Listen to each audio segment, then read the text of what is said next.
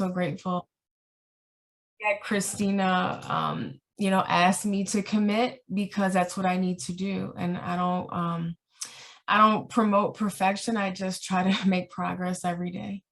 Um, I got sober, like I said, at 22, but I'm going to back up just a little bit. I had a rough life. It wasn't easy. I definitely came from a lot of trauma and dysfunction, and I'll just put that out there. And I've been incarcerated. I've been to jail quite a few times, and then I went to the Department of Corrections at 22. And so my disease led me there. And I believe that I was predisposed at a young age, probably before I even knew I was an alcoholic. I had tendencies. I didn't fit in. I was looking to fit in somewhere. And when I took my first drink, I fit in with the people that were drinking. I just felt like I needed to drink my sorrows and trauma away. And substances is part of my story. And I used quite some time as well, but alcohol was always there. When I decided that I was going to get sober, it was not an easy decision. I really didn't fully understand what I needed to do. I was 22, so I was barely legal enough to get sober, and so when I decided that I wasn't going to drink anymore, I was like, but I had to really weigh my options. Like, I'm just legal, like 1 year in, I can really drink. But the consequences, outweighed the fun I thought I was having. And so all through my childhood and my life, I was just seeking validation, seeking to fit in. I didn't feel like I was whole. I was missing some stuff. My dad wasn't around, um, and I really just was looking to fill some voids from my trauma and from not having my parents around the way I needed them to be. And so like I said, ended up incarcerated, and that was the start of my journey, seeking to get better and try to get well. I really didn't know what this program had to offer me. My first time at Alcoholics Anonymous was in jail. They offered me to go to a meeting in the county jail, and I went just to get out of my cell. I didn't know what it was. I had no idea what addiction was. I didn't know the behaviors. I didn't know there was help. I didn't know I can get better. I just thought it was normal. I mean, honestly, I'm telling you how, like, I thought that getting high and drinking was what everyone did. And if you didn't, something was wrong with you, is what I grew up in and is what I knew. And so it wasn't until I ended up in the Department of Corrections and I started doing a treatment program called Gateway that I started to realize, and by no means the Department of Corrections like helped me get sober. I just started to realize that I needed to do something different. And somebody from AA came to speak inside the prison, and that was my first opportunity to hear somebody in the program give back. And that was 19 years ago. And when she came, I just felt like I really just could relate to her story. And she said one thing that really changed my mindset about drinking. She said to me, it's not about drinking every day, it's about what happens when you do what you do. And that resonated with me because I just figured I would stop getting high and I would continue to drink when I came out of prison. And when I looked at my history, I realized that alcohol was the majority of my story. And I started with alcohol and I ended with alcohol. The night I got arrested, I was drunk. So, I realized that I needed to stay sober. And I'm going to tell you guys, it wasn't an easy task being that young, trying to really figure this life out. I grew up in the rooms. I grew up with my sponsors. I grew up with the people around me. Hey, I grew up with my sponsees too. Like, I'm growing as they're growing. I'm learning as they're learning. But I really did. I literally grew up in these rooms. I brought my kids when I had kids when I got out. I didn't have any kids prior to incarceration, but I dragged my kids to meetings in in my car seats, two kids. They grew up in the rooms too. And I really grew up in these rooms. And I don't think I would be here today alive and as sane as possible if I didn't have this program. Because even on the days that I'm not well mentally, I'm still okay because I'm sober. And just because I'm sober doesn't mean I'm perfect. And I definitely have bad days, bad weeks, sometimes even bad months. But I held on tight. I made a decision early on that I just wasn't going to use or drink anymore. I just didn't know how my life was going to turn out. And I knew I wanted to give back. And so I started going to college when I got out. I stayed sober, I made meetings, and I worked the steps a little bit. And I decided that I was going to like work the steps here and there and show up at meetings and not really stick around, not do service work, but go to college because I was fixing the outside of me instead of the inside. And I spent a lot of time in the program doing that. I was what they would call a dry drunk. I didn't know how to have healthy relationships or really be a good friend. I was just trying to like hang on, because coming out of prison, it really affected my mental health. And so I know that my mental health was impacted and still is today from being incarcerated and from my trauma. And so I really had a very hard time navigating recovery the first probably 7 years. But I held on. I held on tight. And that's what I mean when I say like the grace of God, because the only reason why I'm here today sober is by the grace of God. Because if it was left to my own devices, I would not be sober and I would not be here. It's only by the grace of God that I make it through a lot of my days sober at the beginning. And even till this day, it's a lot of the days I stay sober by the grace of, I'm going to tell you. Um, but I decided that I wanted to do the work. At some point I held on enough. They said, keep coming back, keep coming back. It's going to work if you work it, keep coming back, make meetings, meeting makers make it, and I met some people along the way who really encouraged and inspired me. And when Christina talks about the love part of this, it's so true that love transcends. And so when I can love people I don't even know, when I can just be a part of someone's journey and be supportive and kind to them, to a homeless person, to a stranger, to someone in the rooms and give them a hug. And that's what it is for me, because that's what kept me on my path. I met my mentor, Mr. Brooks. Christina, we always talk about Mr. Brooks from time to time, and he invested in me and he believed in me when he didn't have to. I met him when I was incarcerated, and for years of my recovery, I would call him in the prison and ask him, what do I do next? Because I really didn't know. And he told me to stay sober and call him next week. So that's what I did for 7 years. I just kept calling him because I wanted to stay sober. I just really didn't know how to live my life. And so people like that invested in me that didn't have to and didn't have a real reason to.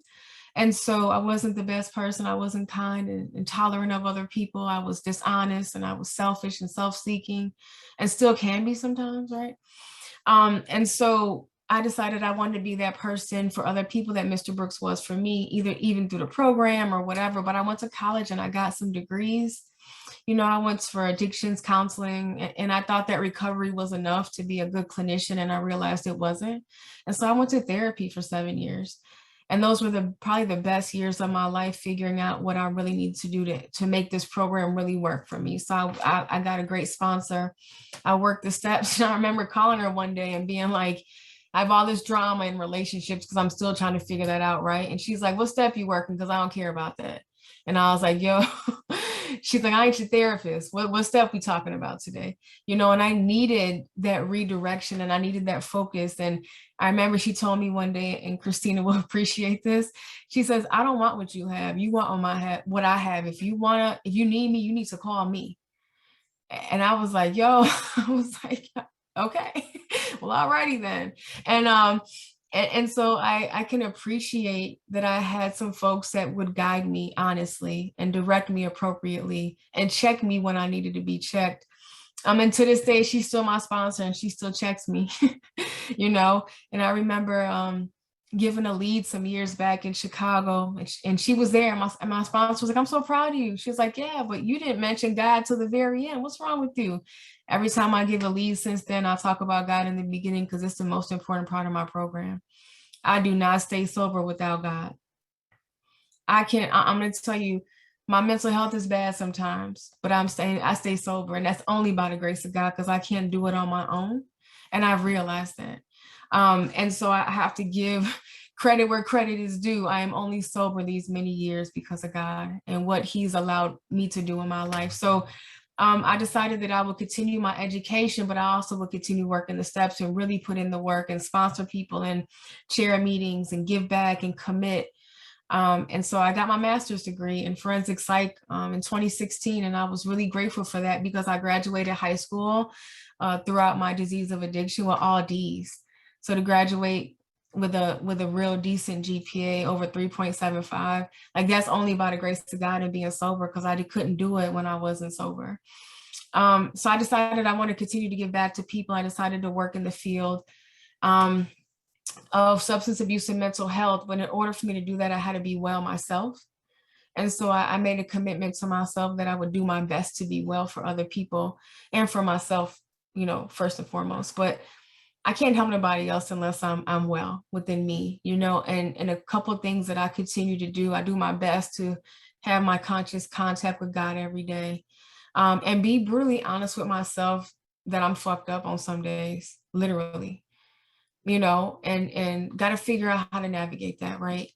And even on the days I'm fucked up, though, God keeps me sober. And that's that conscious contact. That's that grace. That's that, okay, God, whatever it takes, I'm going to stay sober, even when I am fucked up. That I continue to have a network of people around me that care. And I decided I was going to quit my job and work for people that I believed in their mission. And I did that. And I was nervous as shit because I was used to working for people all my life. And now I work for myself. I took a leap of faith, in knowing that if I walk in my purpose and what God has for me and I stay sober, that I can accomplish anything in life. And I've been able to do those anythings that I've only dreamed of before. But I said all that to say this, that if I don't do the work though, if I don't really do the fucking work, if I don't really continue to work the steps, if I don't really put God first, if I don't really check myself when I'm selfish or dishonest or an emotional wreck, that I will do harm to people. And at some point I won't stay sober. So I have to keep it real with myself that I don't care how many years I got under my belt. I only have just one day like everybody else here today. And it's what I choose to do with it is up to me, and that I'm not perfect and that I make mistakes and I have hell of a days where I don't even know how I hang in there some days. But I'm better and I'm well if I do it with God, and I know that.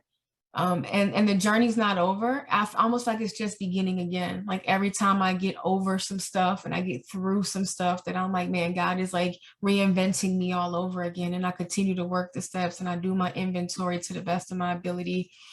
And I admit when I'm wrong. And sometimes I don't, and I fuck up, and then I'm looking like, man, I should have admitted when I was wrong, And so this journey is definitely progress and not perfection, and a gut-wrenching honesty about where I'm at today and every day, no matter how bad it hurts, no matter the situation, no matter how ugly it is, that I've got to be honest with myself and with God first and foremost. And I can't move on and stay sober if I don't. How much more time do I have left? I wasn't keeping up. Do I have any? Oh, okay, cool, great. And so I just want to share this with you all before I close. I'm just grateful to be in this space with each of you, because this is the part that keeps me sober, is to be there for somebody else. I do my best every day to do something outside of myself that I don't want to do. Like the other day, I'm watching this young man. He's nodding in front of this McDonald's in Chicago, and I stop him and I say, and I didn't want to stop because I'm on a time frame, because I have an agenda and I need to keep moving, right? Because that's that part of me that says F other people because I'm selfish. And I stopped him and I said, man, I was like, are you good? He's like, man, I'm tired and I'm hungry. I said, I got you. I said, what you want to eat? I said, I'm gonna go in here. I said, I don't carry cash. I want to give you cash. I said, but I'm gonna get you something to eat. And in the back of my mind, it's the other part of me that says, man, fuck that. You got somewhere to go. You're on a time frame. But I said, no, I'm going to do what I think I need to do in this moment. Got the guy some food and we talked, and he's on methadone and he's trying to stay sober and he's struggling. And I had no idea. So I said, let me give you this program that I work with that helps people that are struggling, who've been incarcerated. I said, call this number and try to get some help for yourself, and in that moment, I was fighting with myself after all these years just to do the right thing, man. Even up until this moment today, I'm like fighting to do the right thing. I got a battle in my mind after all these years sober. Like, man, do I really want to help this guy? Yes, I do. And guess what? I wasn't even late for my next appointment. That's the other part of me that says, man, like, be selfish, be self-centered. It's always there if I feed it. But if I don't feed it, it won't come to light. And so my job every day is not to feed that other part of me and feed the part of God that says, be there for other people in spite of. Because that's really where the journey's at. So with that, I'm going to keep coming back and I'm going to stay humble, grateful, and honest. Thank you all for having me.